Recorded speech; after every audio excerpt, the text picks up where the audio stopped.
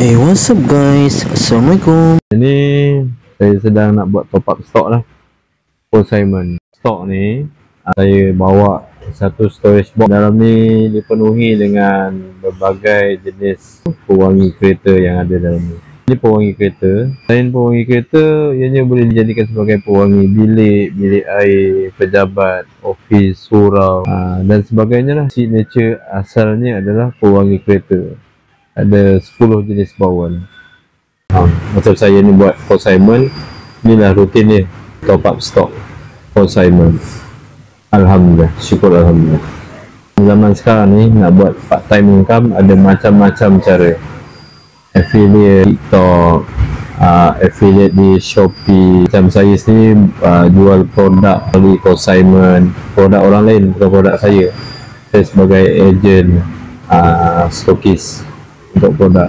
Ada yang buat part-time Grab, part-time Grab driver, Grab delivery food, kerja part-time di company lain. So macam-macam cara untuk buat side income.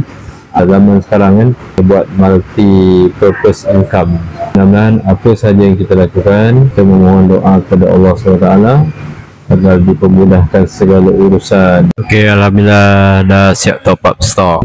So kepada siapa-siapa yang nak buat side income, nak berniaga, macam saya kata tadi lah, jangan malu, jangan segan, jual produk orang lain dulu, belajar tentang ragam perniagaan bisnes daripada situ. Kalau boleh jangan kita terus buat kita punya produk ataupun kita terus run bisnes kita sendiri.